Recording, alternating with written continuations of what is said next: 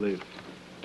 So with that, I ask you, in the spirit of the Honorable Marcus Josiah Garvey, who still lives spiritually with us and is here today, to welcome in the most sacred fashion the bear that this honorable gentleman spoke about, his son in his own flesh, Marcus Josiah Garvey.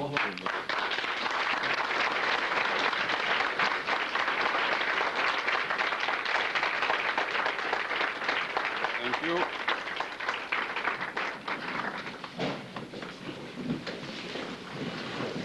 Now, all the microphones are way down here, and I'm going to be up here, so I don't know how you're going to deal with that situation. But as the volume should get rather strong, I don't think you will have too much difficulty. I'm very glad to be here. I'm very glad to have been invited to be here by African Echoes. And this is the first time I'm speaking in New Jersey since I moved here. The last time I spoke was at the Newark Museum in 1985. And that was a very well-attended meeting. There were over 900 people there.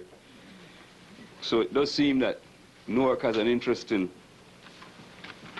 African nationalism, has an interest in blackness, and that's a very good thing. This evening, I'm going to talk about the philosophies and opinions of Marcus Garvey and their applicability to present times. This is the year of the centennial. It's 100 years since the birth of Marcus Josiah Garvey on August the 17th, 1887. There have been many celebrations this year, and I've been fortunate to be a part of several of those celebrations in the United States and in the United Kingdom. And I have been moved by the positive feeling among people for Garveyite activity at this time and in this place and in every place all over the world. The message that you will get this evening is not a message about a man and a mission that are long past. It is going to be a statement. And when I'm finished, I'm certain you're going to agree with me, that the African world, the African race, needs Garveyism more than ever now, and that it is time that we, as black people throughout the world, set about completing the unfinished tasks of Marcus Josiah Garvey. This evening, I will divide my lecture into three parts. First, I will deal with Marcus Garvey and the environment that produced such a man. Then I will discuss the message of that man. Then I will show the applicability to our time and what Garveyism would mean in our time, nationally here in the United States and internationally. Marcus Garvey was born in St. Ann's Bay, Jamaica, in a small country town in a small country. He was one of 11 children, of whom only 2 survived to adulthood. That indicates to you the harsh conditions, first of all, under which African people lived in the times of Marcus Josiah Garvey. For Jamaica was not unique in harsh conditions for African people. That norm for the African throughout the world. Marcus Garvey grew up in this town, and he had his primary and basic education in this town. And in 1903, he went to Kingston to be an artist as a printer to his godfather, Mr. Burroughs. He very soon became engaged in trade union activities and he took part in the formation of the first trade union in the island of Jamaica. He was continuously agitated for the rights of the workers, although he was a foreman, and he was dismissed from his job. By 1910, Marcus Garvey, who was then 10 years old, was publishing his own paper, The Watchman, in Jamaica. As he agitated, he became a target for the colonial authorities in Jamaica. It became difficult for him to get a job in Jamaica. That is one of the facts about living in all Caribbean island. There are many small Caribbean islands, that the power structure is able to deny you a means of livelihood very readily. He went to South and Central America during the period 1910 to 1912. This is important, what he went through.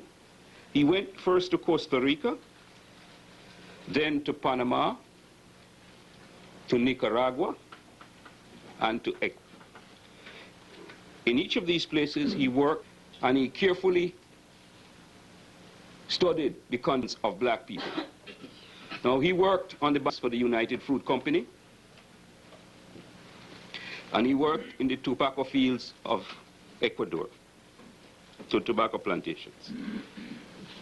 In Costa Rica, again, published a newspaper, La Nacional, and in the Panama Canal, he published another newspaper called La Prensa.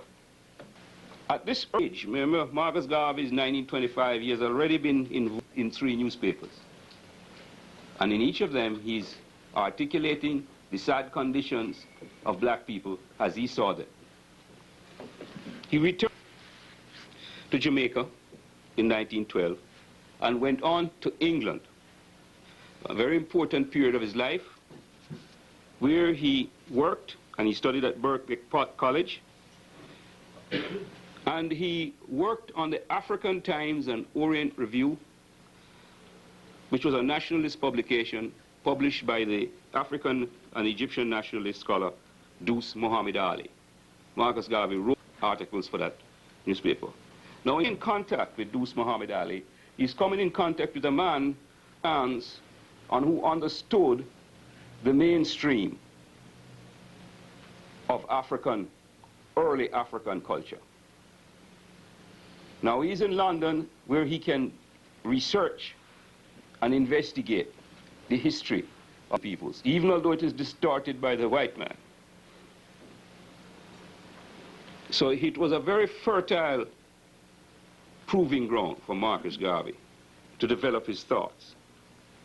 Now, on his way back from England, he got the idea of creating the Universal Improvement Association. And this was formed in Jamaica in 1940, and it by that time had become the Universal Negro Improvement Association and African Community League. Marcus Garvey worked the UNI and ACL in Jamaica. Once again, frustrated in Jamaica. Jamaica is a frustrating country. With a majority, an overwhelming and majority of African people,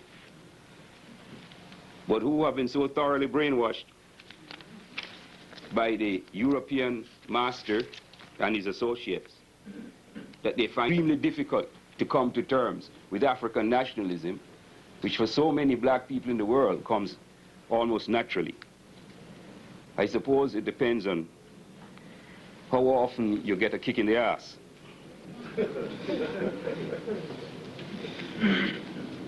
If you get it often, you will realize your intrinsic blackness and that no power can make you and the alien one. Marcus Garvey was invited to the USA by Booker T. Washington because he wanted to develop a similar in Jamaica as Booker T had done at Tuskegee. When he reached in 16, Booker T. Washington was dead, and the rest is history, which is readily accessible, and which I don't want to talk about today. We know that Marcus Garvey developed the mass movement, going to talk about the mass movement today. We're going to deal principally with philosophy. But that was the beginning. From the street corners of Harlem, he moved to build a mighty organization which existed in more than 34 countries with a membership of well over 4 million, a membership,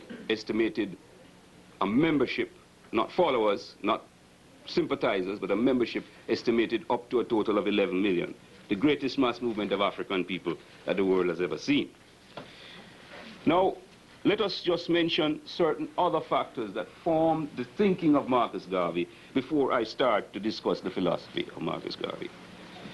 Slavery was abolished in the United States in 1864. So that when Marcus Garvey came to the United States in 1816, we are looking at a period of 52 years from slavery. But slavery was abolished in the Spanish-speaking colonies in 1886, the year before Marcus Garvey was born. And slavery was abolished in Brazil in 1888. So at the time of 1916, the last black man was just 28 years out of slavery. The Congress of Berlin in 1885, the white man had sat down and parceled out Africa as if he was slicing a cake. Even little Belgium got the massive Belgian Congo. At the time that Marcus Garvey started his great work here in the United States, lynching of black people was a common practice of the Aryan barbarians of the United States. At the same time, Leopold, the king of the Belgians, was cutting off the hands and other parts of Africans in the Congo because they would not work fast enough on his rubber plantations. This was the norm, these were the norms of that period, a brutal period in the history of the world, which saw the imperialist greed of the white man at its highest. It was this that Marcus Garvey saw, the cruel conditions of African people throughout the world, the almost magical domination of the Aryan white man in all parts of the world.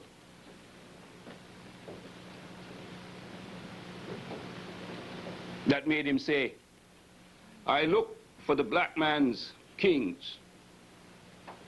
I look for the black man's men of great affairs. I look for our armies and our navies.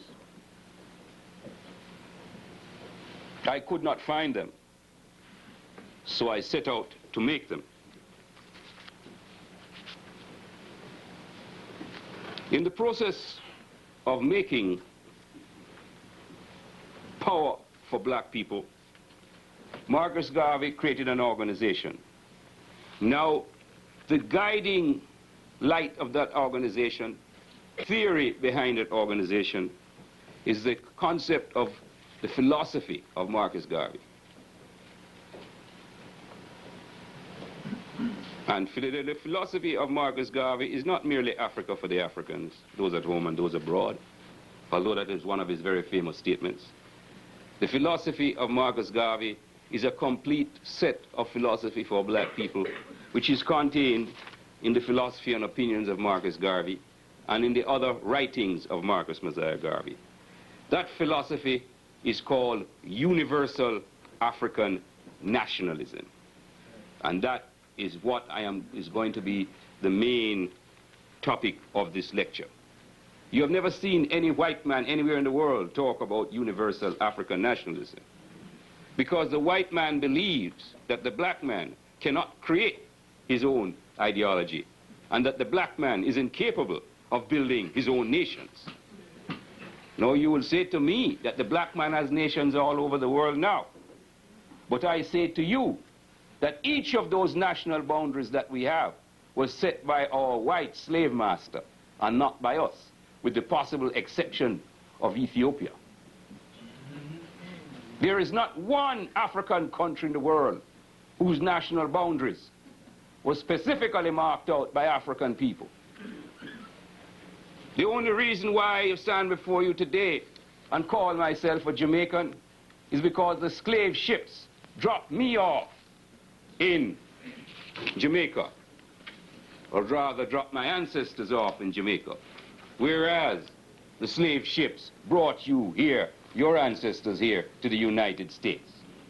That is why I am a Jamaican and you're an American. Now, just as I leave Jamaica and come over here and become American, who made me an American now that I'm an American citizen? It wasn't an African that did that. It's an American white man who says I'm now an American. So all these national boundaries that have been delimited for us have been delimited by people of another race who have decided who we are. And if they are not Aryans, then they are Arabs.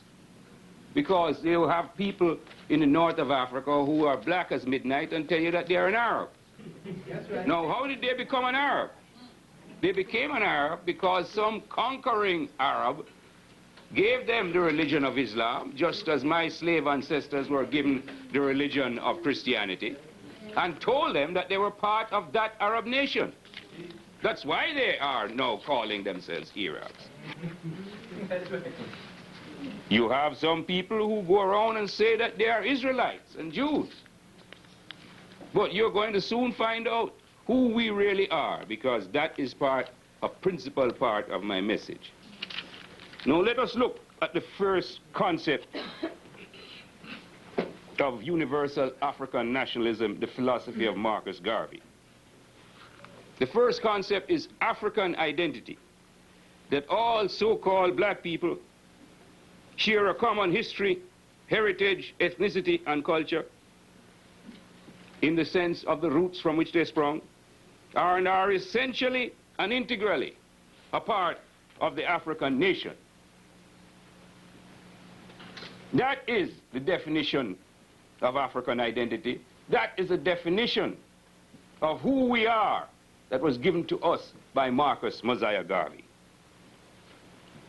Now, why did Marcus Mosiah Garvey give us this? Remember the words of Frantz Fanon. Those who define are the masters. Once the African black man starts to define his nationality, his ethnicity, his history, his culture for himself, in that action, he throws down the gauntlet to his slave master and says, I am not your slave any longer. As Patrice Lumumba said to the King of the Belgians, we are not your monkeys. What that means is we will not any longer dance to your tune, slave master.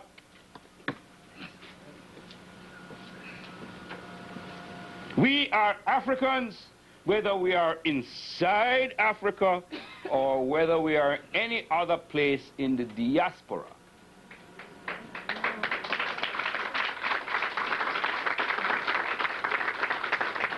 We are not Africans by permission of anybody inside Africa.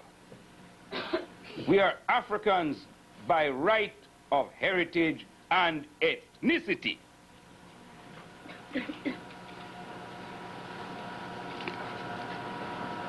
If we look back at recorded history, we will find that the black man has lived in Africa from the beginning of time.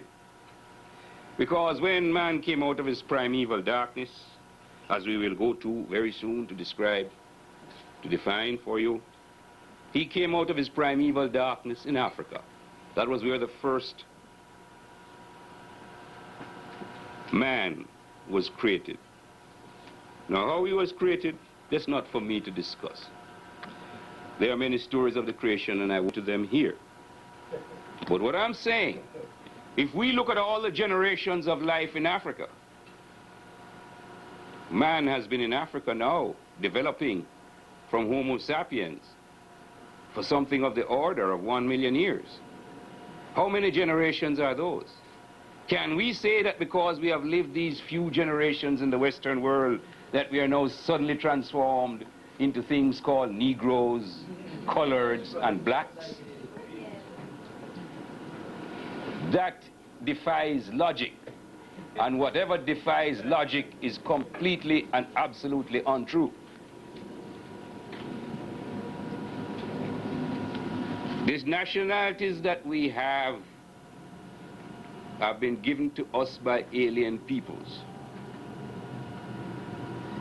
In fact, in many cases, they didn't even want to give us a nationality because we were not considered full men. We were considered possessions. They have had to have amendments to the Constitution here in the United States to make the black man and the black woman a person.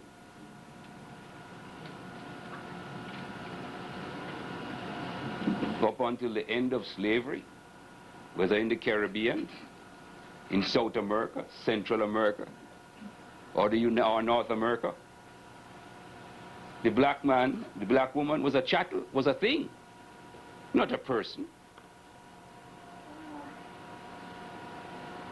How could the chattel have any nationality? So now we have acquired a nationality. And we say, as African nationalists, that is our prescriptive right to define our nationality. And we define our nationality in such a way that is to work in the interests of the African people. African identity means that all black people, or so-called black people, everywhere in the world belong to the same African nation. All black men are brothers. We are brothers and sisters because we share a common heritage and a common descent.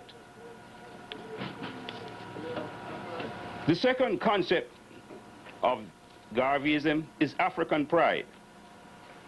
Pride in our glorious history, pride in our descent, pride in our intrinsic worth as people, and pride in the knowledge that we, the Africans, built the first civilizations that were known to man.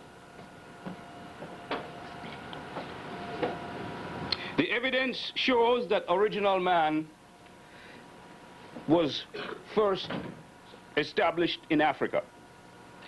That the first man originated in the area of Kenya, Tanzania, where Dr. Louis Leakey in 1959 found fossil skulls dating to approximately 2 million BC, the first clear indication of the existence of Homo sapiens on the face of planet Earth.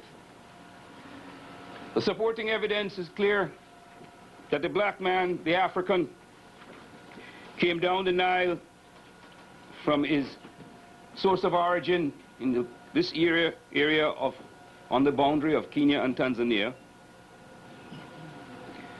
to create the great civilizations of Egypt, called Kemet, Nubia, and Kush.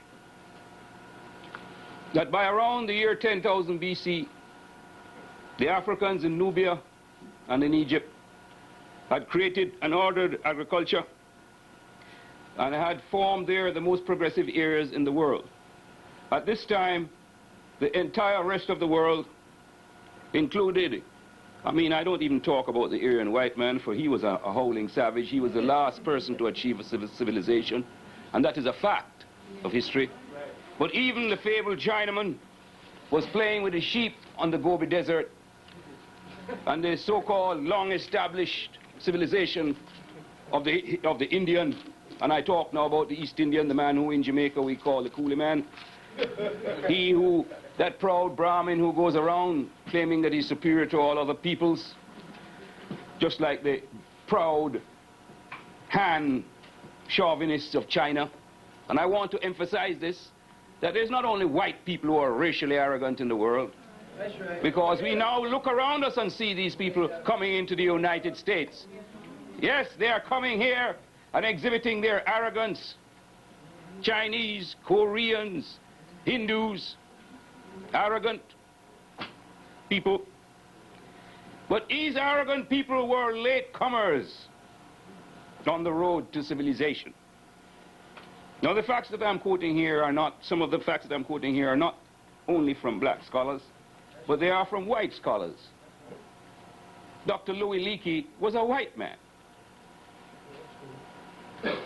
They have tried very hard to make him recant his finds or rediscover some other finds, because that is the nature of the white man. That is the nature of all these arrogant racists. As a matter of fact, there's an interesting story about an arrogant racist. His name was Napoleon Bonaparte. After his troops had been thoroughly flogged in Haiti, his brother Leclerc, husband of his sister Pauline, had been defeated in Haiti by Toussaint Louverture, Jean-Jacques Dessalines, Henri Christophe, the greatest achievement of the black race in modern times. 100,000 Frenchmen dead. And I may as well tell you that the British tried afterwards to regain Haiti for the white race, and over 100,000 too, although that is not well documented in history. But all the brothers who have been to London and gone into the files over there have found out that Britain suffered one of the greatest defeats that the British Army has suffered in hundreds of years, right in Haiti. The Spanish came and they were flogged too, right in Haiti. And the Americans tried to get in, as always, to rule the country, and they were beaten. As a matter of fact, America was very afraid that Toussaint Louverture was coming across to North and South Carolina to free the slaves and to set the South with fire, because Toussaint had a massive army of slave warriors who had just defeated the finest armies of Europe. That was what the situation was in 1804. So the white man ran like anything with him and made peace and signed treaties. Yes, I was telling you about this arrogant Frenchman, Napoleon, who suddenly, when he invaded Egypt, after his defeats of his troops, came face to face with the Sphinx. And when he looked at the thick lips and broad nose of the Sphinx, he said, "My God, these gilded Africans," that's what he called them, "they were the people who created civilization." And he ordered his gunners to blow off the face of the Sphinx, but they could only get the nose. If you go to see pictures of the Sphinx to this day, you see where the gunners of Napoleon defaced, or they rather smashed the face of the Sphinx. I am very happy, and I'm certain you all are, that the Sphinx made Napoleon so unhappy. African pride means black self-respect and black self-worth. It means that you're here to a heritage which did not end in ancient times after the white invaders pushed south. Because we still created great empires all over Africa. Ghana, Mali, Songhai, Zimbabwe, which the white man claims when he saw the magnificent ruins of Zimbabwe were built by some creatures from outer space. He couldn't believe that an African black man could have created so far south all these magnificent edifices, these mighty cities. You see the strange mindset of the white man, unable to accept to himself that the African, the same African who created civilization in Egypt, is the same African who moved all over Africa, creating all these great cultures. And what we did in the past, we can do again. As Marcus Garvey said, "Up, you mighty race, you can accomplish what you will."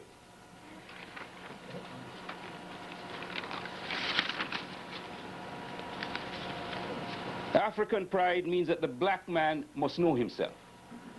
He must know his history.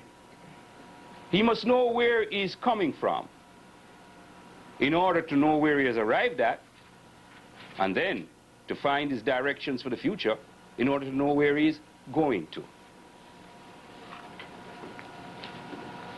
African pride means that the black man is satisfied with himself as a black man, that he does not want to fornicate, adulterate, and miscegenate with the woman of another race in order to change his color or complexion in the next generation. That's right. And I need now to refer you to the words of Marcus Garvey, What We Believe, from page 81 of volume 2 of the Philosophy and Opinions. And here we have the teacher expressing the essentials of African pride. The Universal Negro Improvement Association advocates the uniting and blending of all Negroes into one strong, healthy race. It is against miscegenation and race suicide. It believes that the Negro race is as good as any other and therefore should be as proud of itself as others are. It believes in the purity of the Negro race and the purity of the white race. It is against rich blacks marrying poor whites. It is against rich or poor whites taking advantage of Negro women. I will now refer you to page 19, volume 2 of the Philosophy and Opinions, and that is headed, Negroes Robbed of Their History. The white world has always tried to rob and discredit us of our history. They tell us that Tutankhamun, a king of Egypt, who reigned about the year 1350 BC, was not a Negro, that the ancient civilization of Egypt and the pharaohs was not of our race. But that does not make the truth unreal. Every student of history of impartial mind knows that the Negro once ruled the world when white men were savages and barbarians living in caves. That thousands of Negro professors at that time taught in the universities in Alexandria, then the seat of learning. That ancient Egypt gave the world civilization, and that Greece and Rome have robbed Egypt of her arts and letters, and taken all the credits to themselves. It is not surprising, however, that white men should resort to every means to keep Negroes in ignorance of their history.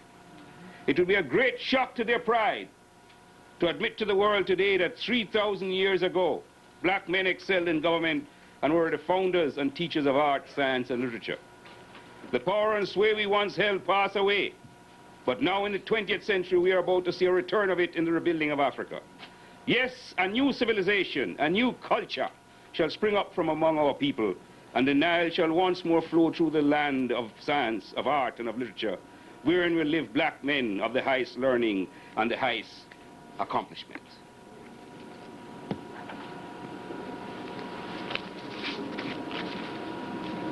One of the great moments for me in my study of Latin, when I went to school in the old-time days in Jamaica, we studied Latin, was to meet this phrase, ex Africa, semper aliquid novi, written by the great Roman historian. What that means, something new is always coming out of Africa.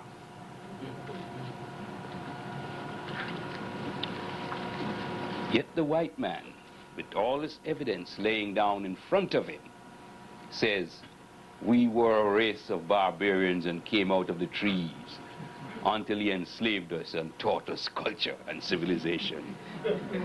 What a first-class liar. The third concept of universal African nationalism is African self-reliance.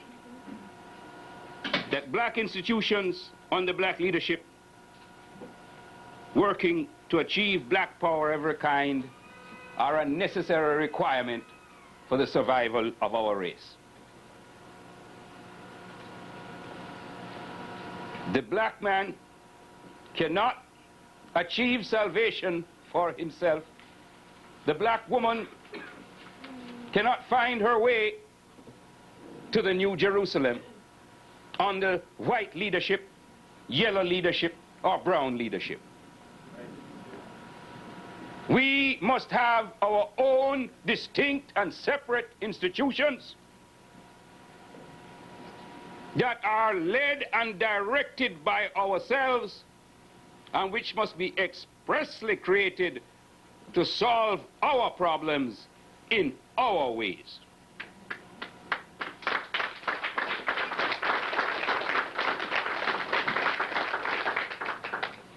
black institutions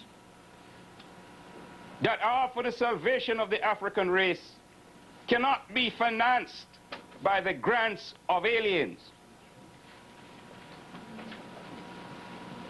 Those who pay the piper will certainly call the tune.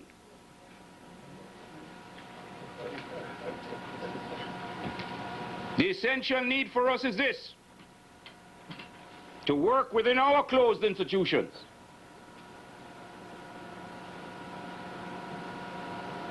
to formulate policies within our closed institutions,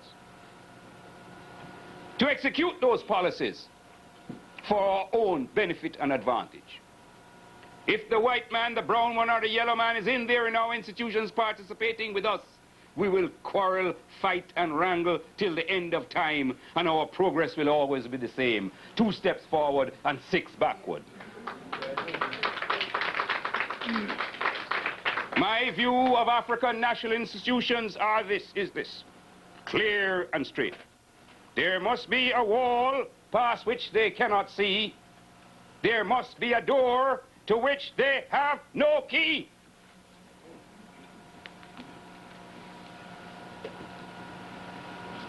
Every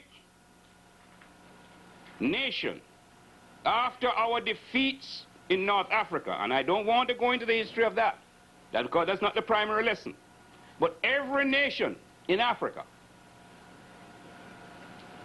that kept the white man out of his borders survived until some succeeding king admitted them in, and immediately there was disaster and ruin.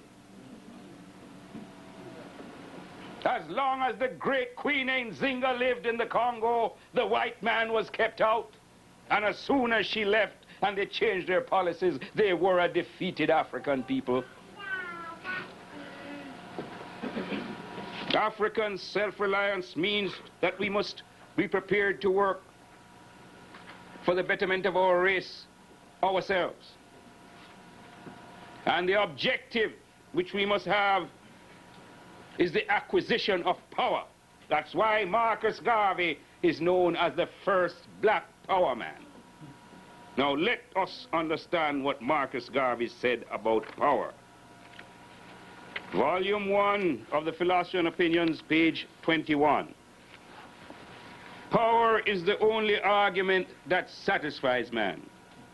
Except the individual, the race, or the nation has power, that is exclusive.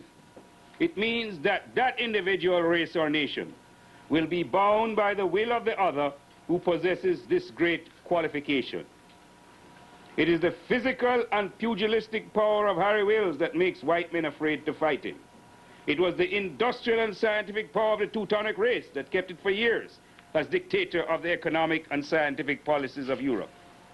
It is the naval and political power of Great Britain that keeps her mistress of the sea. It is the commercial and financial power of the United States of America that makes her the greatest banker in the world. Hence it is advisable for the Negro to get power of every kind. Power in education, science, industry, politics, and higher government. That kind of power that will stand out signally so that other races and nations can see, and if they will not see, then feel. Man is not satisfied or moved by prayers or petitions, but every man is moved by that authority which forces him to do even against his will. And let us understand what African self-reliance means. That we must be prepared to exercise some element of force to persuade our enemies and enslavers that we are in earnest about the business of African liberation.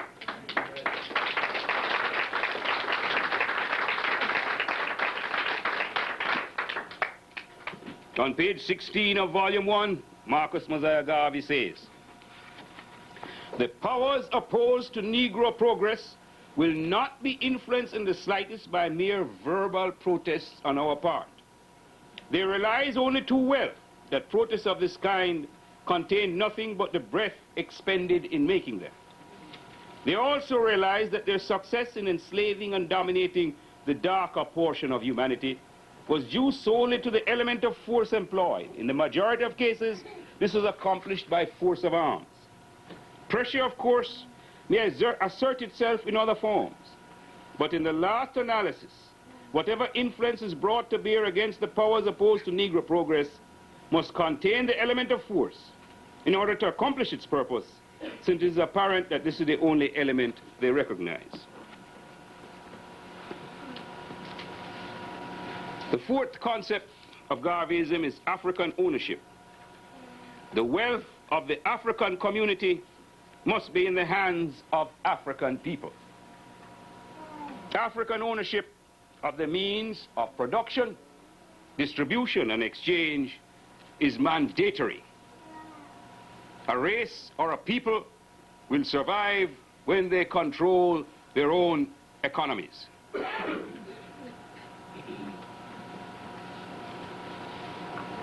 Marcus Garvey created in 1919 the Negro Factories Corporation for putting into effect this concept of African ownership. He created grocery stores, laundries, clothing factories, restaurants, and printing plants. And many of these enterprises failed, and they failed because at the time, you'll find out, the people who were working in them were bribed and to destroy them. There was a concerted attack. Now, you might think this is far-fetched, but I remember speaking to an old Jamaican brother about why he never returned to Jamaica. And he eventually told me why. He said he had a bakery on the north side of the island. And a Chinaman wanted to take over his bakery. He was running a rival bakery, the Chinaman. Now, these times were the times in the 1920s, early 1920s, in Jamaica. His foreman was bribed by the Chinaman, and he sabotaged the dough in the machinery. Now, if you know anything about bakery, when whatever they put in that dough to sabotage it, the whole machinery is wrecked. And to get that machinery to work again would be a colossal effort. To replace machinery in the 1920s in Jamaica would mean importation of that machinery from the United States. That would be a matter of several months. So the business of this African brother was wrecked by an African traitor. And the Chinaman was now the sole supplier of bread in the whole of that area on the north of Jamaica. Now, what is interesting is that the African traitor went to the Chinaman now after he had done his work and after he had been paid off to get a job. And the Chinaman looked at him and said, "Hey, nigger, you think I fool? If you do that to your own black brother, what you think you would do to me? Get your black ass out of here."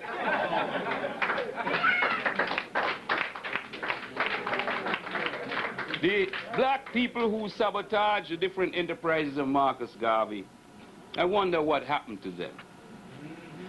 Because, you know, after those enterprises closed down, where did they work? It's a good question. What happens to the traitor who takes money from the white man to destroy his own race after he has carried out his task? Does he use that money wisely and build anything? Of course not. He's a traitor, so he has no wisdom.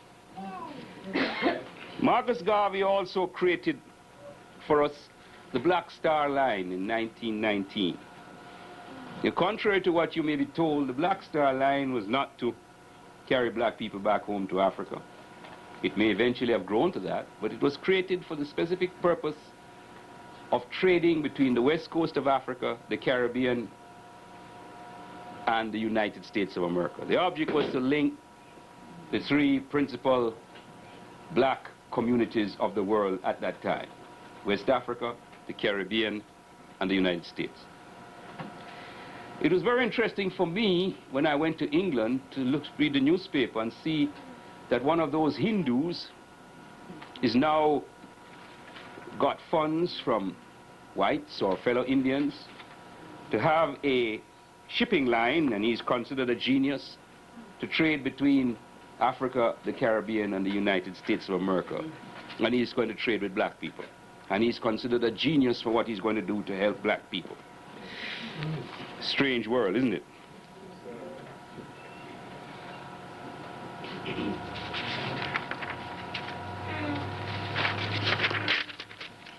The fifth concept of Garveyism is African unity nationally and internationally. I know no national boundary where the Negro is concerned. The whole world is my province until Africa is free. Marcus Garvey set about fulfilling this concept of African unity by building the massive UNIA.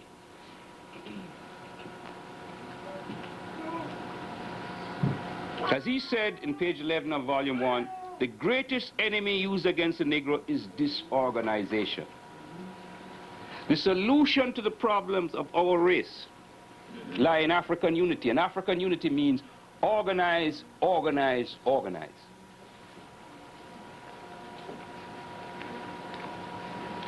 What does African unity mean? Perhaps it's look at it from the point of view of other people, what they mean by their unity. One of the most profound statements I've ever read was that by a Jew who said, if you cut a Jew anywhere in the world, I bleed. Now that is Jewish unity. If we were united at that level throughout the world, there is no force or power in the world that could oppress us.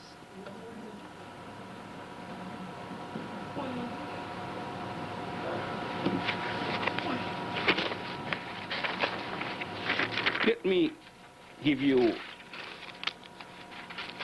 an indication of what this unity does to African people. Many of you do not realize that the French people are among the most vicious colonialist people in the world. At this very moment, the French are keeping colonial subordination, colonial and imperial enslavement. Different peoples of Martinique, Guadeloupe, and Cayenne, so-called French Guyana. In August, 5 members of the Guadeloupean freedom movement, the independence movement for a free Guadeloupe, escaped from Guadeloupe in a plane. Their names were Mounien, René, Fabre, Bernard, and Maréchal. They went first to the island of St. Vincent, a black nation in the Caribbean, supposedly independent. And the Prime Minister, Mitchell, they were fleeing from the French. They were just one step ahead of the French. Refused them the right to remain in St. Vincent. They went on to Guyana, and again in that black African country of Guyana, the head of government, Desmond Hoyt, and the rest of the government of Guyana refused them permission to remain in Guyana. They now went to Suriname, where the leader is a gentleman by the name of Bouterse, and he refused them asylum also. 3 African black countries in the Caribbean. But not only did he refuse them asylum, he called the French authorities and told them that they had come to Suriname. So when they left Suriname and had no place else to go but to go back to the St. Vincent because they were going low on fuel, they were now locked in by the French radar system in that area. And you have to understand, when you're dealing with the white man, it doesn't matter whether he speaks French or English or what, because each of these people work together. See? Now they are locked to the French radar system, and they're head back to St. Vincent. Now what does Mr. Mitchell do? He says, okay, let's talk. You can stay for a while, let's talk. Let me see what I can do for you. So he holds them at the airport in St. Vincent while he's supposedly talking to them. But he isn't talking to them. He is now sent to the French and told the French that they're there and that they must come and get them. And the French land in airplanes, and when he knows the French have arrived, he pushes them out of the airport building at gunpoint into the waiting hands of the French white men, who then take them back to Guadeloupe. When the people of Guadeloupe start rioting, they're taken to France, and as far as I am aware, I have not got information from the brethren who gave me this story, they are still in the dungeons of France.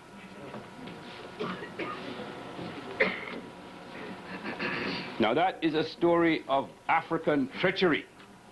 Now makes you understand how we all got here, didn't you? Because the white man just couldn't have come to Africa and grabbed us and brought us over here if we were united as African people. When he came to Africa, we would have wiped him out. He would have got his you-know-what right out of there. And you got to think about this.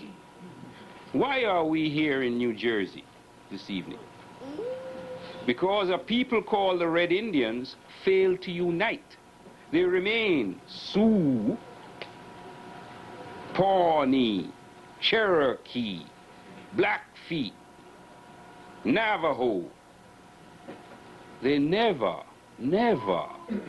realized that they were all Red Indians when it came to dealing with an alien who was invading. So they lost an entire continent.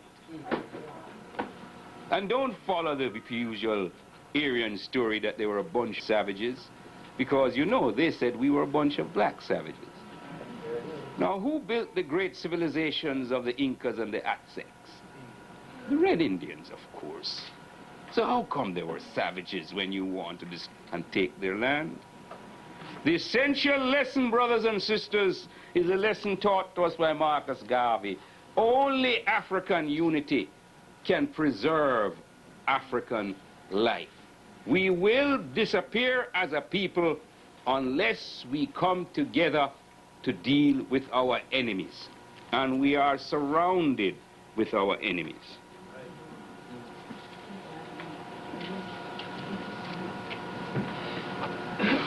The sixth concept of Garveyism is that we must have a great central nation in Africa. Our African superpower that will be of defending African people in every part of the world.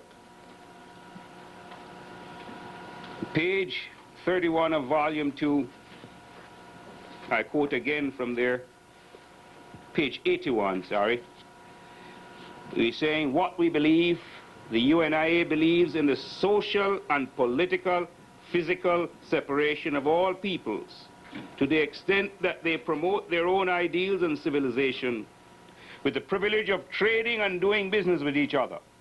It believes in the promotion of a strong and powerful Negro nation in Africa. Now, Marcus Josiah Garvey was not the first great nationalist from this. The celebrated African nationalist Edward Wilmot Blyden, in his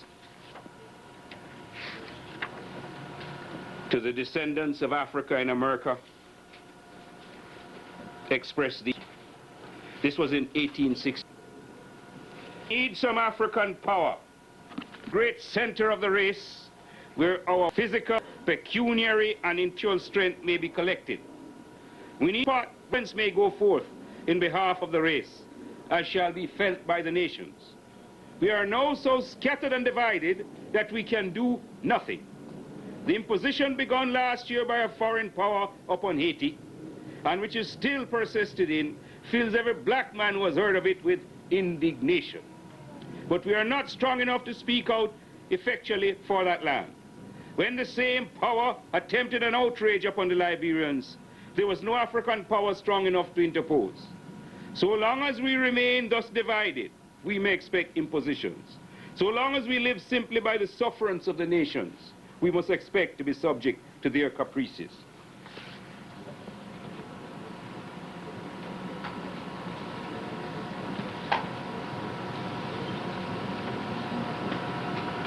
Marcus Garvey tells us in 1924 we need a great nation in Africa.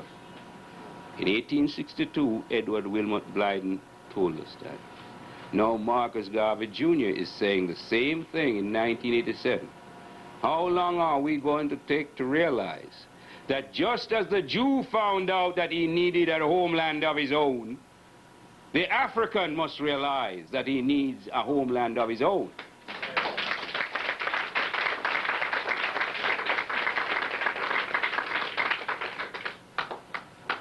Do you think that anybody can kick a Chinese around in this country? You're crazy. There are 1,000 million Chinese over there. They're right there in the United Nations. You can't beat up on somebody because he's a Chinese. You can't beat up on people because they're Indians, because they have a government that has atomic weapons. India and China have atomic weapons, yes. What do Africans have? A Saturday night special, a Uzi, made by somebody else. That's what you have. That's your best weapons, huh?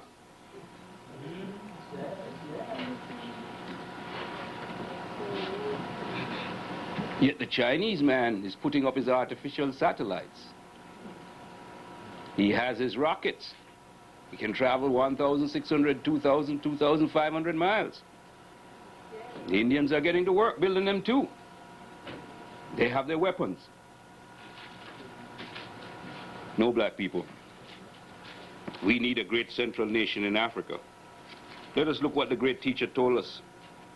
Page 16 of volume 1.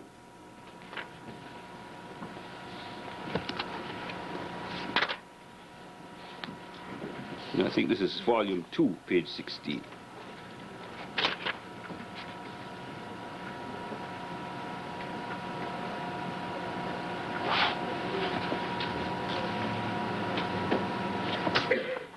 I think I've got my, bear with me, I have got my quotations mixed up here, but so I can sort them out.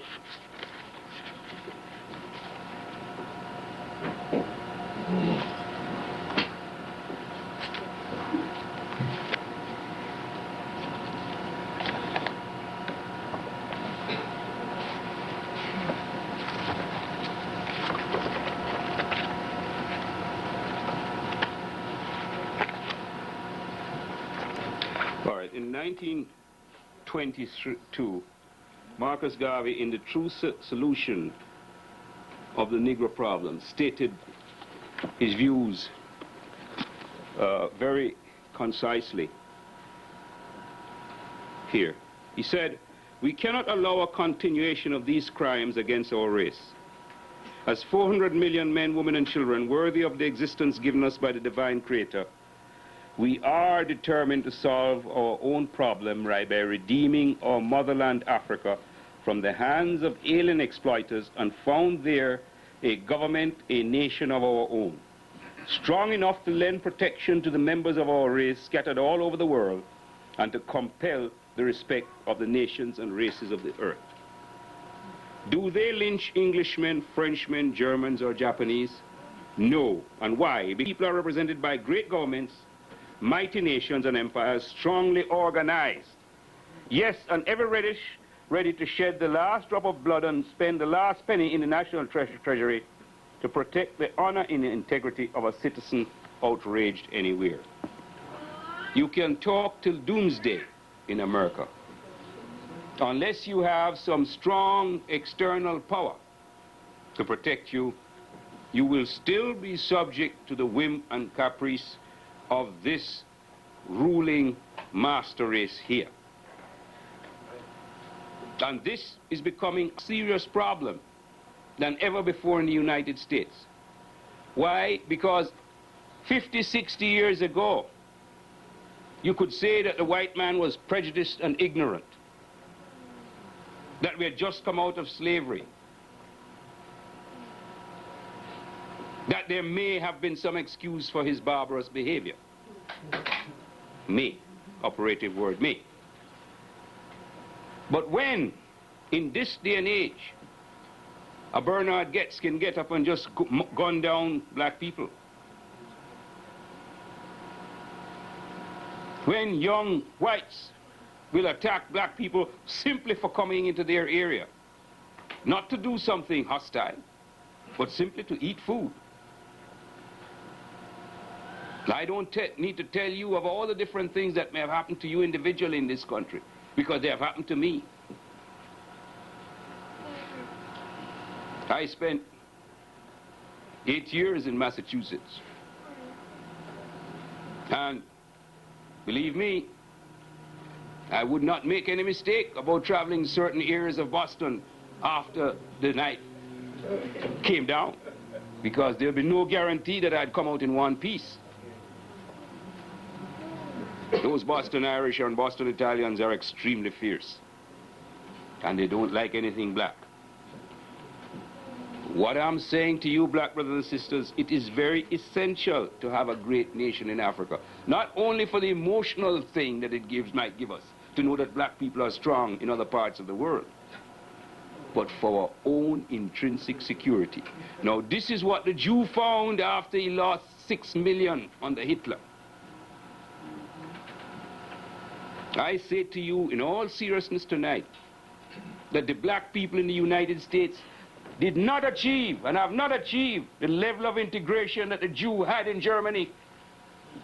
And as for our black middle class, who seem to think they have achieved the American dream, let us remind them, when the German middle class Jews were warned that this man Hitler was coming and what he might do to them, they said, no, no, it cannot happen in the land of Goethe. It cannot happen in the land of Hegel. This is a civilized country. I've heard the same argument from American blacks. It couldn't happen here.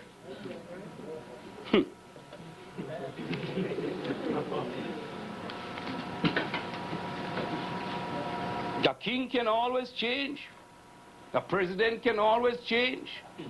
His advisors change. We must look to the lessons of history. Who are the people that we're dealing with?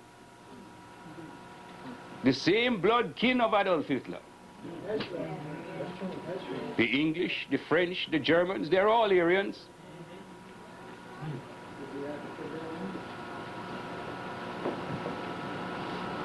Have you ever heard about the massacre of the Huguenots? The Huguenots were white.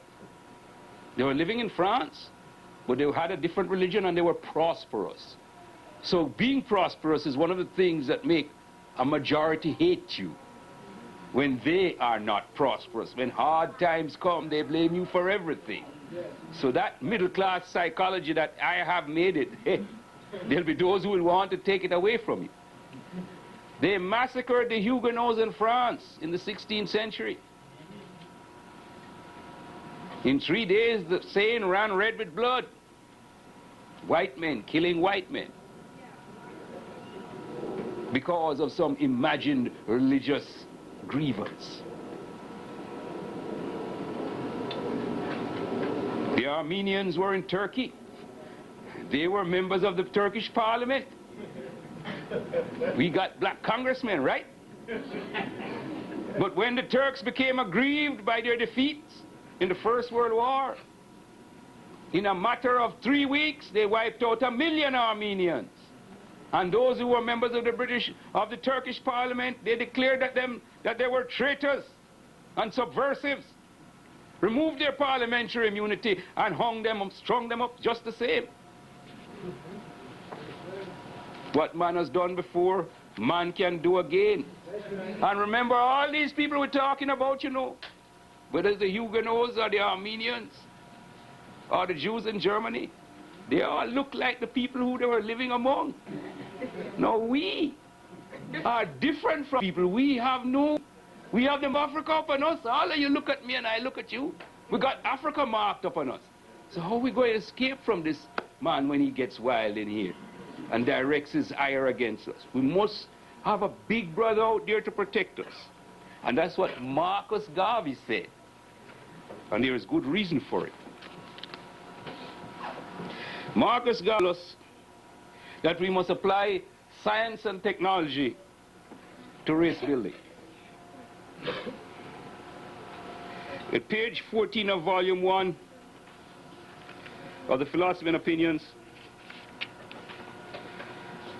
Marcus Garvey says, the battles of the future, whether they be physical or mental, will be fought on scientific lines. And the race that is able to produce the highest scientific development is the race that will ultimately rule.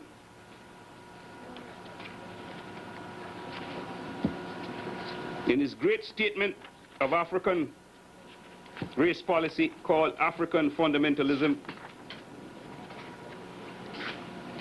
he says, God and nature first made us what we are, and then out of our own creative genius, we make ourselves what we want to be. Follow always that great law. Let the sky and God be our limit, and eternity our measurement. There is no height to which we cannot climb by using the active intelligence of our own minds. Mind creates, and as much as we desire in nature, we can have through the creation of our own mind. Being at present the scientifically weaker race, you shall treat others only as they treat you, but in your homes and everywhere possible, you must teach the higher development of science to your children, and be sure to develop a race of scientists par excellence, for in science and religion lie our only hope to withstand the evil designs of modern materialism. We live in the age of the robot, the artificial satellite, the nuclear bomb.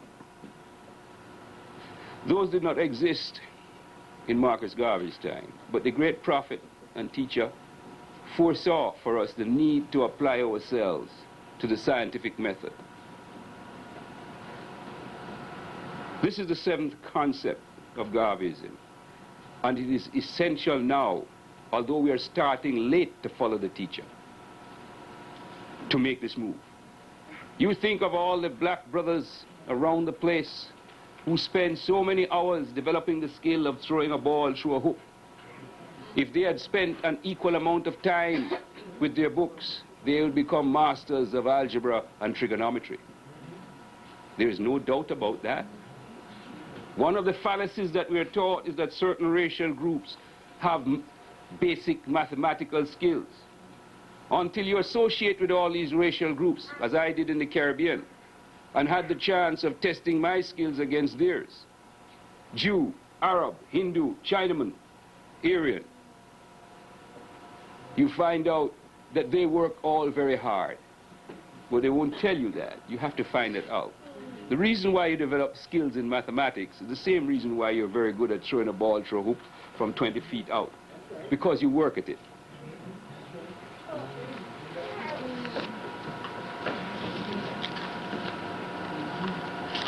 Everything takes practice, and practice makes perfect.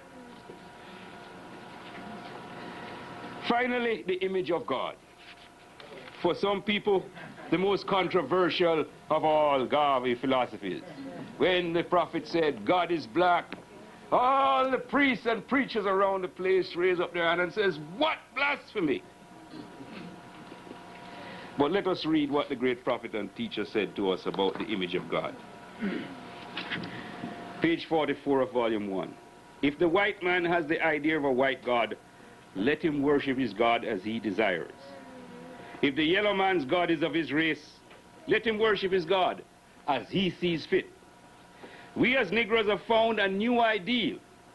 Whilst our God has no color, yet it is human to see everything through one's own spectacles. And since the white people have seen their God through white spectacles, we have only now started out, late though it be, to see our God through our own spectacles. The God of Isaac and the God of Jacob. Let him exist for the race that believes in the God of Isaac and the God of Jacob. We Negroes believe in the God of Ethiopia, the everlasting God, God the Father, God the Son, and God the Holy Ghost, the one God of all ages. That is the God in whom we believe we shall worship him through the spectacles of Ethiopia. Marcus Garvey said to the black people of the 1920s, take down the pictures of the white Jesus from your walls and replace them with a black divinity. That was a Garveyite injunction.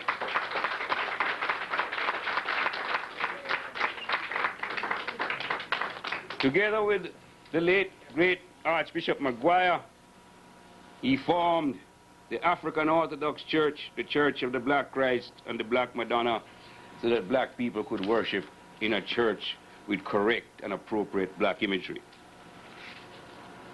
It is amazing to this day to go to church after church and still see the white Jesus and the white God. But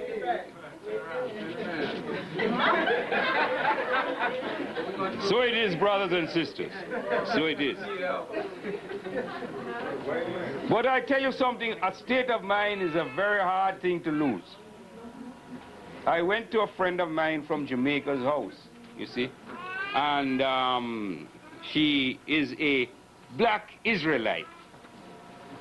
But this Israelite still has the white Jesus up on our wall. Now that I found really hard to believe. If you're a black Israelite, and they have a separate congregation from the white Israelites, then why do you have a white Jesus on your wall? First, you're an Israelite. Second, you're black. So what is he doing up on your wall? But we are a strange contradiction. Now, I've given you the 8 basic principles of universal African nationalism. Now, don't look at your watch. I'm not finished with you yet. I just get into the meat of the things now. Having shown you what Marcus Garvey stood for, I'm going to deal now with the application of universal African nationalism today. And I'll deal with it in 2 parts. I will talk nationally, that is what affects us here in the United States as African Americans. And notice that, I say African Americans, because the minute you leave whatever island in the Caribbean, you come over here, my thesis and the thesis of Marcus Garvey is that you're become an African American when you're here. Because we know no national boundary where a Negro is concerned. We say now, we don't use the word Negro anymore. We know no NAF, we know more than was known in the times of Marcus Garvey. We said, well, who were the African Communities League? That was the Africans. How are you going to have a League of African Communities if you're not dealing with African people? So we say we are Africans, and people are getting more and more accustomed to the term. But African nationality means that we're all one nation. Therefore, if we are in America, we are African Americans. When we go to Jamaica, we are African Jamaicans. When we go to Ghana, we are African Ghanaians. Or we're just plain Ghanaians because we are now in Africa. So that is our concept. The first problem in the United States that confronts us, not maybe from the point of degree, but certainly the one that we have to deal with most, is unemployment and underemployment. Now, the statistics show us that 40% approximately of young black men under the age of 25 are unemployed. That is a horrendous statistics. 18% of black men totally, irrespective of age group, are unemployed. That's another horrendous statistic. Now we say that we would apply to that the principles of self-reliance and African ownership. It is not for us to expect that the government of this country is going to provide jobs for all black people, or even a significant portion of black people. The only time that the government of the United States of America ensured that all blacks were employed was during slavery. There was full employment.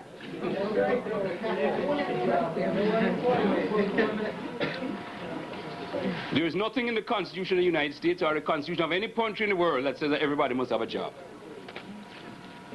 So it's not a constitutional or prescriptive right. Self-reliance, how do you do that? First, by mobilizing yourself, of course, within your own institutions, and developing your own employment. Our problem is that we have allowed all these chains, all these aliens to come into our communities. When we had the old-time black mom and pop stores, we had much more employment, because who was mom and who was pop?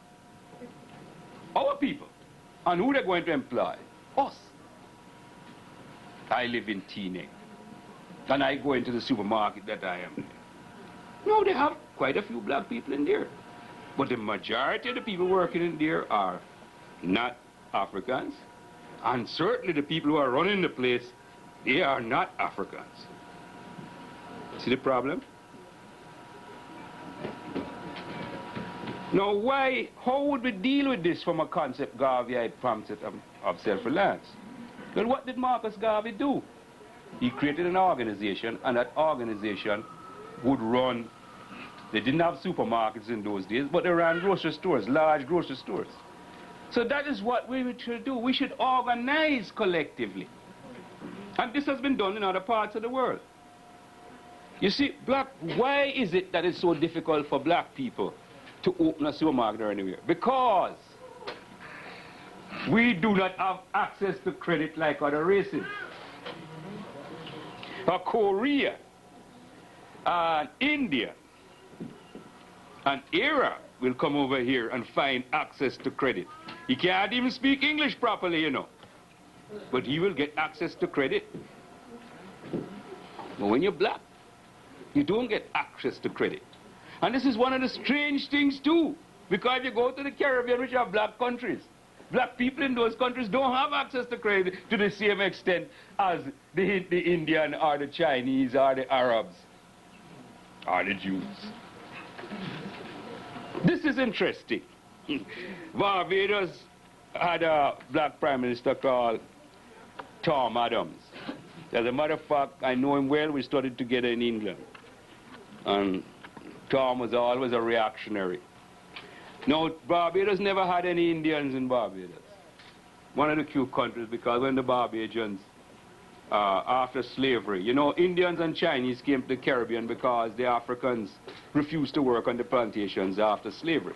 But in Barbados, they did work the plantations for a while. So they didn't bring in any, and Barbados was a much smaller island, so they didn't bring in any Indians or Chinese. Now, Tom Adams brought in Indians after Idi Amin kicked all of them out of Uganda and brought them into Barbados. Because he said, now he's a black man, said that black people don't know how to run business. So he's bringing Indians in there to run the business. Now, there's a great furor in Barbados about these Indians, because not only that, they have taken over all the businesses all over the place and are bringing more and more Indians into the country. And now all of a sudden, Africans are suddenly realizing that they are faced with a menace, a Hindu menace. You know, leadership is a strange thing, isn't it? We have black leaders and we have black leaders. But we have black leaders who are only superficially black. But when you look inside of them, they're as white as chalk. Their minds are incorrect because their actions are detrimental to the interests of their race.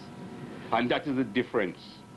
You may find leaders of other races that you can bribe, but when it comes to doing something to harm their race, they ain't going to do it. It is the black man that is so unique when it comes to that. I'm saying that unemployment depends self-reliance, African ownership. We must be able to mobilize within our organizations and have collective ownership, where we can't do it individually. In other key areas where we can do it individually, then we must be prepared to go out and steer the brothers into the right place. Yes, sir. No, don't tell me it's against the law. There are many things that may not be strictly legal, but it's our communities and we must take charge of them.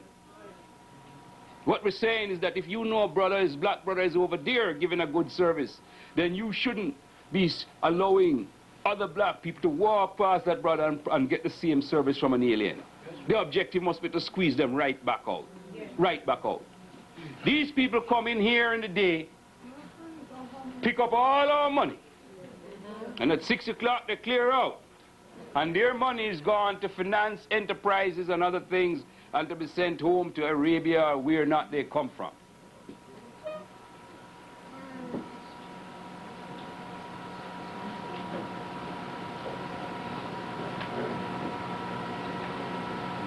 Now this is a serious situation. Because it's not even as if a black brother come over here from Jamaica and make it over here, because at least a sister over here can hope that, well, she can marry the brother and, you know, she can share the wealth too. But these aliens, there is no way of reaching them. Because what they have, they hold, and they ain't going to share with us. But they sure as hell like to drain it away from us. Garveyite principles tell us how to deal with this thing. This is our problem, how to attack. The next thing is the prison population. This is an extremely serious situation for black people. 33% of the people in the jails of America are black men. Of the male population in the jails of America are black. Now, whatever stretch of the imagination, you cannot say that there's more than 11% blacks in the total population of the United States. Now, anytime you have a statistical imbalance of the order of 3 to 1, then that must in itself be evidence of prejudice. These brothers didn't just get here because of criminal propensity. Now, the way to deal with this thing is African identity and national unity. By national unity, I mean organizational unity. Always we use the term national unity or international. It means that we must be organizationally sound all through the nation. We must bring black people together. If we have massive organizations that are working in the interest of black people, then we will protect these people. They go to jail because they don't even have legal advice. Now, this is not only an American problem. Black people throughout the world do not get legal advice. I remember before I left Jamaica, a judge suddenly found 50 young black brothers in jail in Jamaica for which no offense could be found. So he started, you know, somebody came up before him and he said, what is the charge? He said, we had no charge because somebody must have made a mistake and brought the brother out. Then he said, well, let us find out if there are more in here. And when he finished searching, there were 50 of them there. Again, and they had been in jail for months in a black country. But those poor black people that are sweep up off the streets there, they don't have nobody to represent them. Their family cannot afford a lawyer. So you see, the situation that we have here is compounded because we are not organized. Nobody can sweep up a poor Jew from anywhere if there are poor Jews in the United States and stick him in jail. And he get lost. There is always some Jewish organization that is out there working for him. No, don't tell me about all the middle-class black organizations here because they don't want to touch poor people, and I'm coming to that one. What we're saying that Garveyism teaches us, I am my brother's keeper. Very important. Now we have an example from recent times when the Honorable Elijah Muhammad in the Nation of Islam, when the Nation of Islam was the Nation of Islam, before the departure of the Honorable Elijah Muhammad. And I want to remind you, for those of you who don't know, that the Honorable Elijah Muhammad was originally Elijah Poole of the Detroit division of the UNIA, and he was a member of the African Legion. The Muslims were able to take brothers out to jail to work on those brothers and see to it that they didn't go back into jail.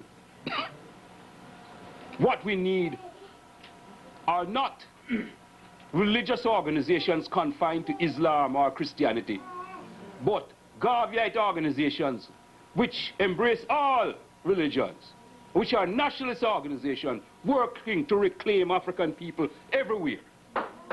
There is no such thing as a brother who is permanently lost.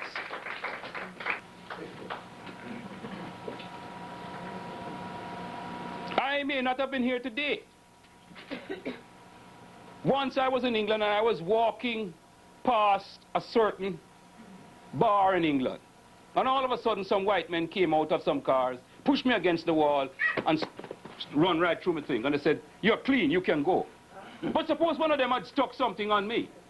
And he didn't say I was clean. He said, "We're dirty, we found this on you." How would I ever be proved to the world? I would have had a conviction for what? For nothing. Black people are always suspicious to white people. This has nothing to do with the United States. You go to England, it's exactly the same. People are just looking at you. Oh yes, you go to Canada too. Yeah. You travel anywhere and see if it's different. The minute you see that black face, everybody gets suspicious. No, nothing is going to change that attitude in the foreseeable future. And we have to react to this. Don't tell me that such an alarming proportion of our black youth are criminals. That is crap. They are made criminals by the system within which we are operating. Now, everybody steals and everybody does things, white people and all that. But not with a 3-to-1 imbalance. Our job as African people to deal with this problem. Why is it a problem? Because young black men who are in prison can't help their families. Black women who are outside without their men, what is their future? With their children and no men. There is a high mortality rate associated with this same problem. Because when you come out back from prison, it's one hell of a thing to go and get a job. Especially when you have no help. So that it is a situation not only of working with the brethren to see that they don't get into prison, but of helping them after they come out and of helping them to find a place in society. And this should be the duty of our organizations, following the ideology of Marcus Garvey. Now the next great problem that faces black people here is drugs. Drugs that are in our communities in a massive flow. Now, cocaine and heroin and all those things are made somewhere. Then they are transported to the United States. Now, there is no evidence anywhere that black people are making these things or bringing them in here. What we do is to push them when we get here. Now, it is for black people working together within their organizations and also teaching our people the correct mental approach that what African pride means, that you don't take noxious substance. It's not a teaching process. And of course, we also have to have some form of enforcing. If you want to clean up your community, then you have to wield a big stick too. That is part of it. You see? Now, why is it that you're not going to be able to walk around and push drugs openly in an Italian area?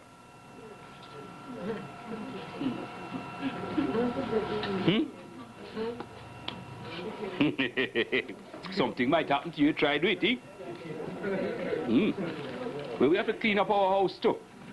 And this is all part of organizational work.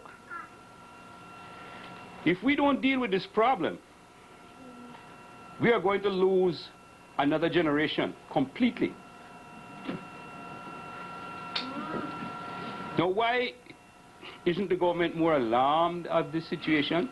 I mean, there's a lot of things that are going on out there, but why isn't it that there's not such strong, powerful enforcement in black areas? In fact, we have a situation where, in many cases, it seems like the police are involved. Now, this is familiar to me because I come from Jamaica and I know that the police down there, they mix up in it too. You know? You notice how the pattern is the same? Always the same. So who's behind all this thing, really?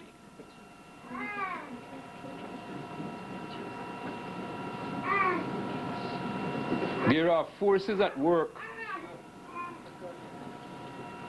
Forces, as my father would say, opposed to the progress of the African, who are quite happy to have him walking around like a zombie and achieving strange positions in relationship to the horizontal and the vertical. You ever watch a man who is really high, he can take up, and you say, my God, he's going to drop. That was one of the things, you know. When I came here first, I said, amazing how these brothers here can lean. And you say, well, by all, the force of gravity is supposed to make him drop. He just come right back up again. That is what a real good fix seems to be able to do to these men that defy gravity. But what's happening to their minds? What is their productivity? What is their creativity? We have lost a valuable African human being. And we are losing too many of them. We have to call a halt. The next problem is the educational problem. Our lack of technical skills in a world that is increasingly more technical and sophisticated. And there we must take control of the educational process. There are school boards in our districts where we dominate. We must control the system there. And that calls for organization. Not for party organization, but for black people's grassroots organization. Whenever you organize along traditional political lines, you start playing the party game. And what is the basic interest? Is the interest of the African community, not in furthering the political ambitions of peoples. No, I'm not saying that we don't need political effort. But you notice that whatever political effort the Jew is putting in, he always has his own Jewish organizations in place to ensure that his children get a decent education, that he defeats the drug pusher and the drug. Because Jews use drugs too. Everybody uses drugs. It's not confined to a race. But it's the strength of your intrinsic and indigenous institutions that will enable you to defeat these problems. We must control the educational process. And we must create our own separate educational institutions that will teach our culture, our history, and the peculiar African mindset which we need to develop African power everywhere.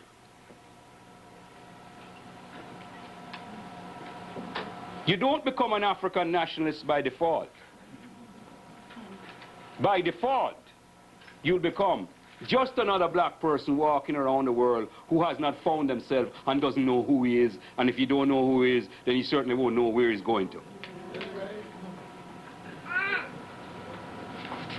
Now, I said here, I used a term when I was preparing to talk to you, anti-African attacks. And I would put together here police brutality, murder and harassment of black African people, like the Eleanor Bumpers case, like Michael Griffith, like the 4 brethren who were shot at like birds by Bernard Getz. And I would like also to talk about the misuse of legal process, where black people are harassed simply because they make a stand for their rights. Now, you will say that maybe eventually they will get out of it. Eventually they will be acquitted. Do you know ask to anybody to fight your way through the courts for months and months and months? The human sacrifice, the economic sacrifice, the ostracism by your people, because people always say you're guilty of something even when you're not guilty. The minute they bring you up there and put a false charge on you, everybody say you're guilty. And you go through hell to prove it, and there's still a lingering doubts in people's minds. And I call this the abuse of legal process, which is used against black people. True. We have had so many cases where black men have gone to prison, and years after the truth has come out, but they served 10 years. You had a case right here in New Jersey. Got the brother away. I don't remember the brother's name, but had him away for what? Was it the boxer? That's the answer. That is a disgusting case. But how do you give a man back 10, 12 years of his life? Now I'm saying that an organization that is nationally united, that has national power, that we have mobilized people all over the world, will have all kind of lawyers to help black people. Just as the Jews and all the other minority groups have all kind of lawyers that are available. Because all, you see, in other races, people give their time, the experts give their time to their people. So they are there on call. No, I mean, they're making tons of money anyhow. So they can give some free service to the black race. We cannot, this can be done through organizational activity. When people know and respect their African identity, they will work within African institutions. And they will build institutions that can help black people throughout the world. Now I have to throw some stones.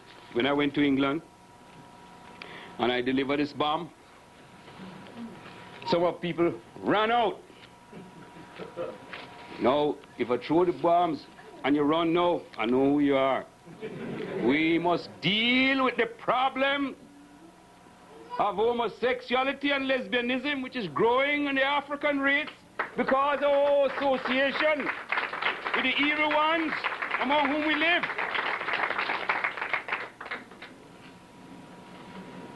One of the facts of history is that the African is unique among the races of the world as being so thoroughly heterosexual. Homosexuality has never been a part of African life until we were enslaved and brought here among the alien peoples that we developed the tendencies which they have so much among themselves and they have imparted to us. It is disgusting and it is dangerous to see this growth of homosexuality and lesbianism among our people. And when you see black fools walking out there with these faggots talking about gay pride, I see no pride in contradicting nature. It is not a matter of sexual preference, it's a matter of racial destruction. For if we were to take the example that are given by these people who say they're exercising a sexual preference, and all of us were to do were likewise, then the black race would disappear in 20 years. There would be no more after that. And that is serious truth. That tells us that this is wrong. Now we had the Pope come here, and I'm not saying that much of what the Pope says. I don't say I agree with him on many things. But imagine the faggots of San Francisco attacking the Pope for expressing the Lord, which is also the law of normal man. God told us that man should have woman and woman should have man. There is no place in any religion in the world, Buddhist, Confucianist, Hindu, Muslim, Zoroastrianism, Christianity, any kind of religion that you can think of that supports or accepts these noxious practices. And we must be like our ancestors were, severe against this, because this is a disease that we cannot allow to spread among us, just like AIDS.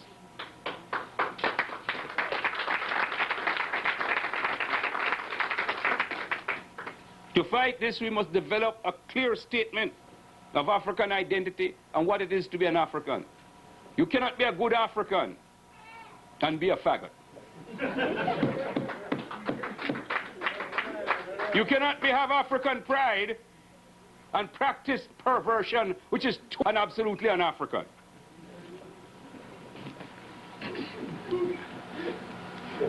And I can assure you that I am a member of the UNIA and ACL, and we will not have any faggots in our organization.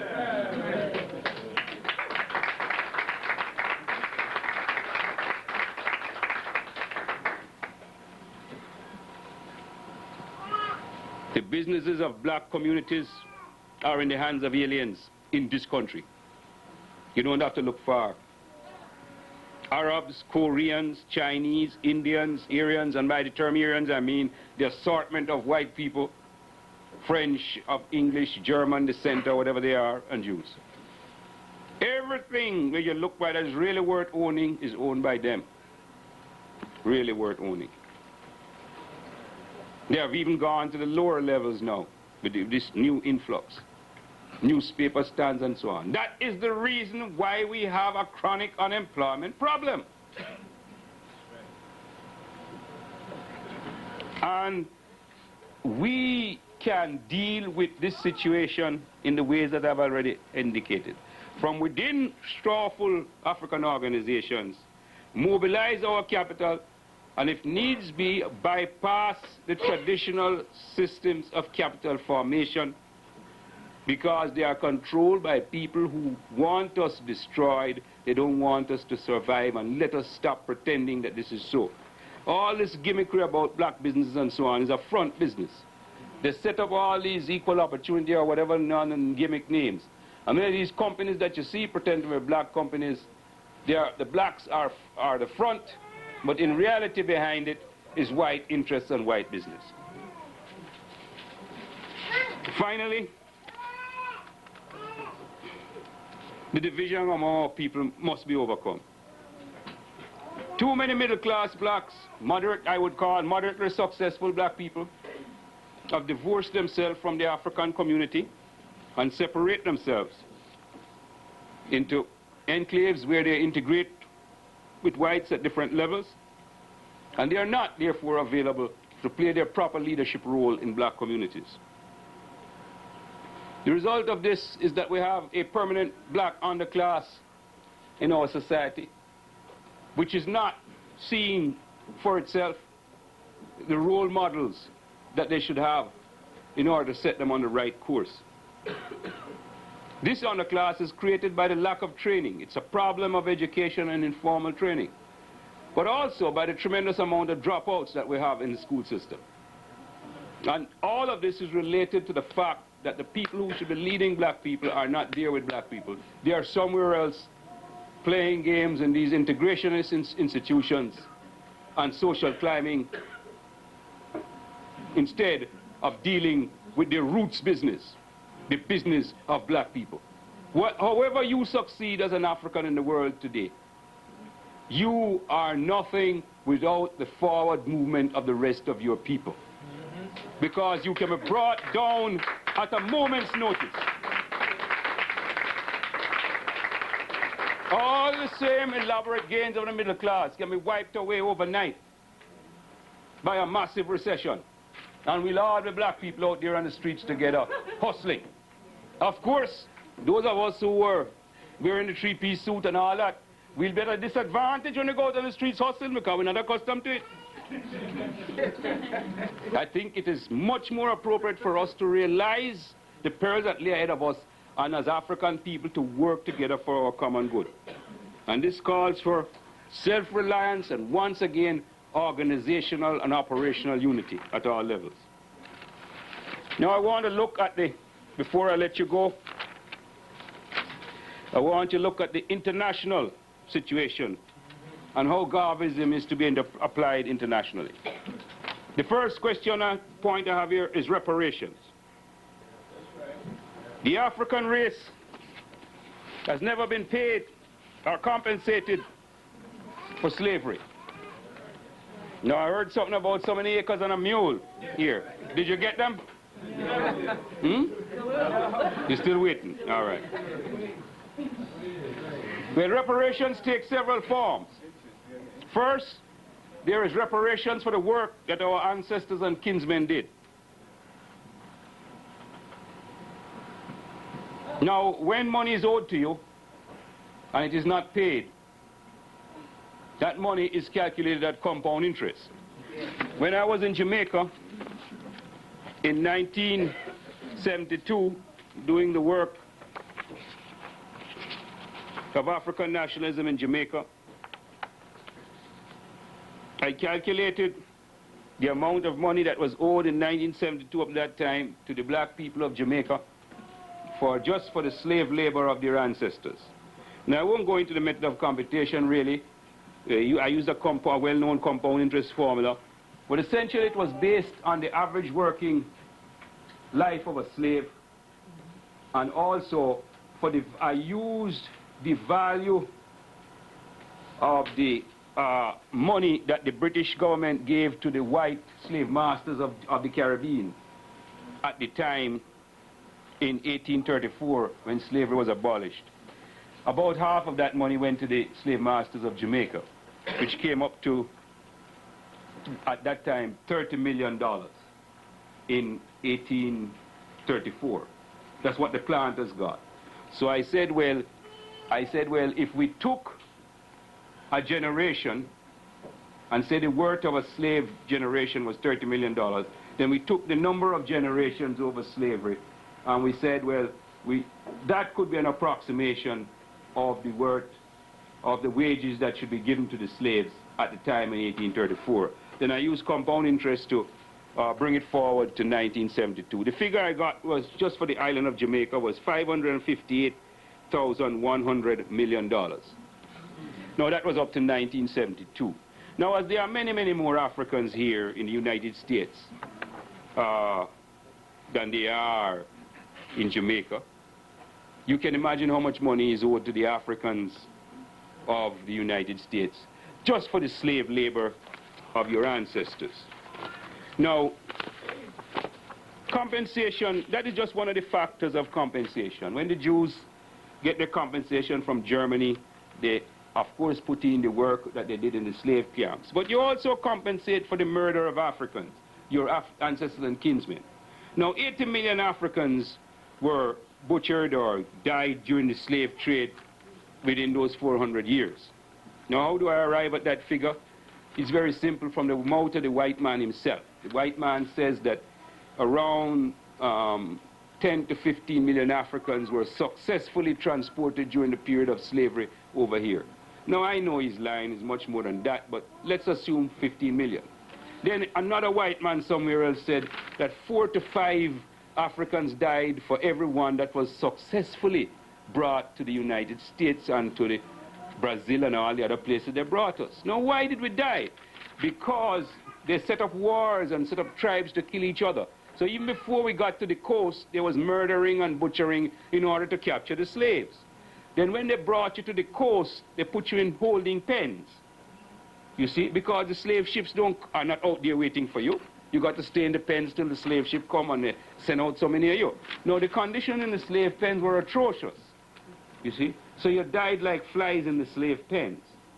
Now, when you crossed the Atlantic, it wasn't like today where you fly. They didn't fly, you know. They were packed like sardines in a boat, and they traveled for a very long time. A transatlantic passage, it wasn't a matter of 2 days. When I went to England in 1953, it took us 10 days. I went on a banana boat. It was 10 days. No, that was modern times. So you can imagine how long it took for them to get over here. So they died. Many of them committed suicide, or there were rebellions on the ships, and they massacred them. Now, when they got here now, they had to be conditioned, because you have to do something to a free man to make him a slave, you know. And the conditioning is beat his ass, you know, not beat him to kill him, but beat him to break his will. And in the process of breaking his will, you died. You see? So you had all those conditions. That's why 4 or 5 to 1. Now, when you work it out, 80 million. And it could be more. Very strange, isn't it, that we don't think of our Holocaust. But the Holocaust is so huge compared to the Jews. Because I don't tell you anything about the Arab slave trade, you know. Because the Arabs were slaving in Africa from, when did they come in here? 643 AD, when the first Arab successfully penetrated into Africa. And they never stopped slavery up to 1968, 70. There were still slaves in Saudi Arabia, still African slaves. So they have been enslaving African people over in the east. There they are also 1,300 years. So they have already taken out. And their slavery, because the Arabs used to be the slave catchers for these Europeans too. That's right.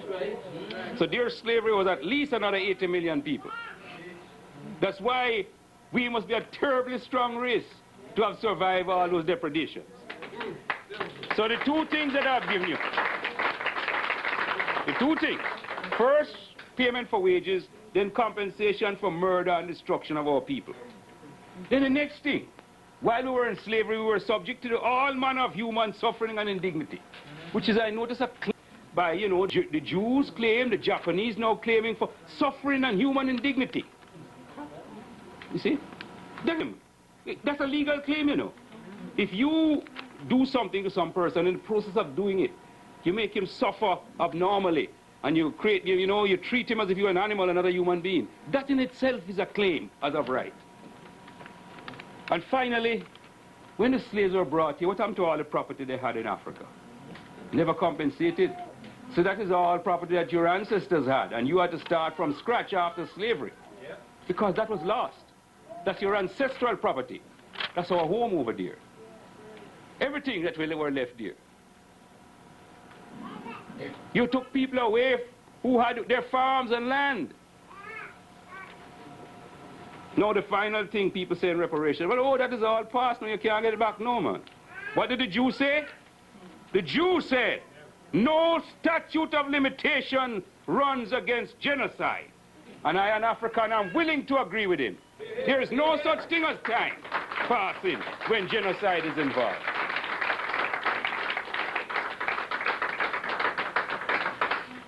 Next is repatriation, the right of every African who wants to return to Africa to return. We want the same right of return that the Jew has to go to Israel. Very important for African people. And associated with that should be the fact, as an African nationalist, that no warrant, what they call it now, there's a technical legal term for this. You know, like how Joan Chesimard, Assata Shakur, is now in Havana. The extradition. They can't go to Havana to extradite her because Fidel Castro and them are not talking.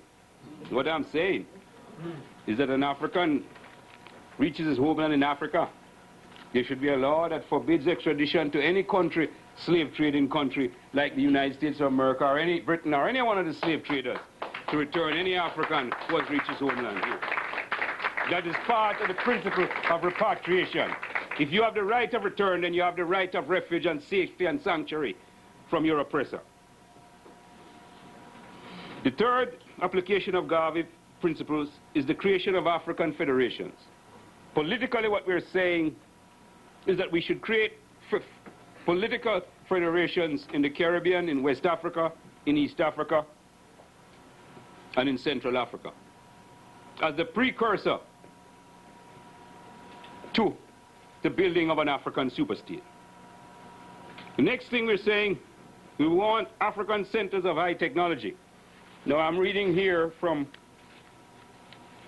an article I wrote in the City Sun, a progressive New York newspaper, for the August 17th edition, which celebrated the centennial of Marcus Garvey. In that, there I said, African centers of high technology should be established in West Africa, Central Africa, East Africa, the Caribbean, and the United States. These centers should exist apart from the traditional universities and technical colleges. Their purpose should be to do pure and applied research in all topics of scientific and technological endeavor that are on the frontiers of human understanding. These centers should tackle the problems of vital importance to the African involvement and would collect the talents of African people from the whole African world to work on specifically African problems.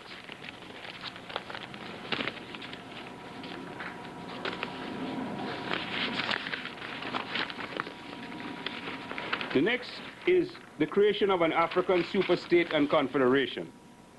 The ultimate objective of African unity is the creation of an African superstate in the heartland. That's the central portion of Africa, including West Africa, East Africa, and Central Africa. And the development of an African confederation of independent African countries capable of protecting African people everywhere in the world. This is straight Garvey philosophy coming right out of the philosophy and opinions. Next, we should have African common markets. Common markets should be developed to link the economies of African communities in Africa and in the diaspora. Trade between African communities should be carried by African vessels. The operation of aliens in African economy should be restricted to only that which is useful and necessary. The general exploitation of African people by alien merchants and traders should be relentlessly eliminated. Now, the next thing I target as necessary for the application of our ideology is the containment and transformation of the Sahara.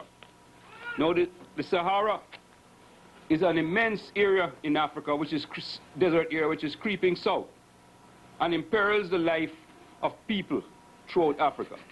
It is one of the causes of the great famines that we have had in Africa. Now, the Jew in Israel has transformed the desert into arable land. And I'm saying that we as Africans should attack the problem of the Sahara. This menace to Africa must be controlled. An attack on the Sahara requires energy resources and skillful deployment of agricultural techniques in soil and desert reclamation. The Sahara has an immense and widespread energy source, solar radiation. Development of low-cost solar cells to transform the solar energy into a continuous supply of electrical energy during the periods of solar supply would allow the pumping of the massive supplies of water that would be required. In addition, the strong winds of the Sahara, that is the famous harmattan, promise another source of clean energy. Now, clean energy is important because we wouldn't be using atomic energy and have the problems like this white man over here of what to do with atomic waste. So here God has given us two things. This massive sun pouring down energy on the Sahara. The Sahara is always lit with sun every day. And I'm saying use solar energy cells. This is a scientific development that is in its infancy, but Africans should bring this because we are the people who can best apply it in the world. And that's what black scientists should be devoting themselves to.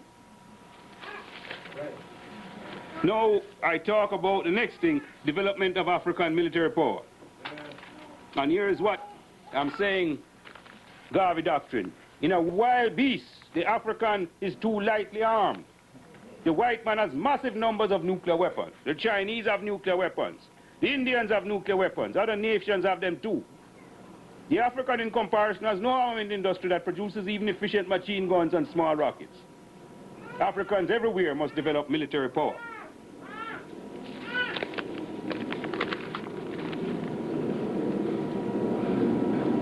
We must have memorials to the Holocaust. The Holocaust is the destruction of African people that took place during the slave trade, both Western and Eastern. There is not one single memorial to the greatest genocide the world, as the greatest acts of genocide the world has ever known. Nowhere in the world. Yet all over the place there are memorials to the Jewish Holocaust. These millions and millions of Africans that died were not insects or microbes. They were living human beings, full of love and passion and feeling. They were our ancestors and kinsmen. It is our sacred duty to remember them and their destruction and to say never, never, never again.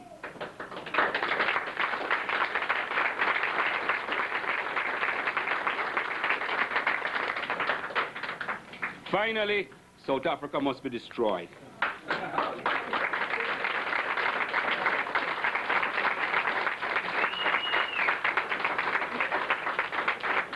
The Aryan racist regime in South Africa must be destroyed, or else it will destroy Africa. This is a holy cause. We need an African holy war to destroy the Aryan beast, the kinsmen of Adolf Hitler and the German Reich, utterly. The time is now for an African crusade from every corner of the African world to smite the Aryan racists. Black people volunteered in every country during the last World War to fight against Hitler. Here is a cause infinitely more worthy. The situation of the Aryan invader occupying the south of Africa is distressingly similar to that of the Asian invaders of Lower Egypt in 3100 BC. Let us not repeat the mistakes of our ancestors. We must remember the lessons of history. The Red Indians of America, the Aborigines of Australia, and the Maoris of New Zealand. Clean them out, Britain and Boer, and send them back to Europe where they belong.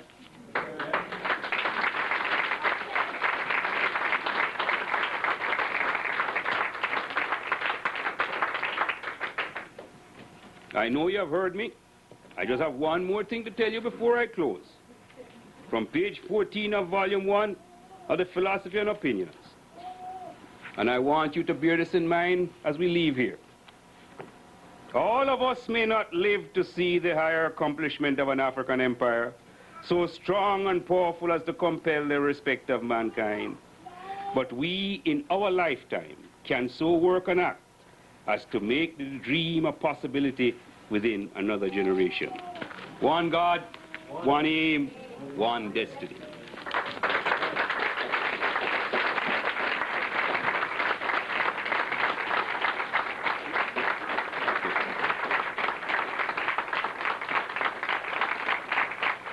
Thank you.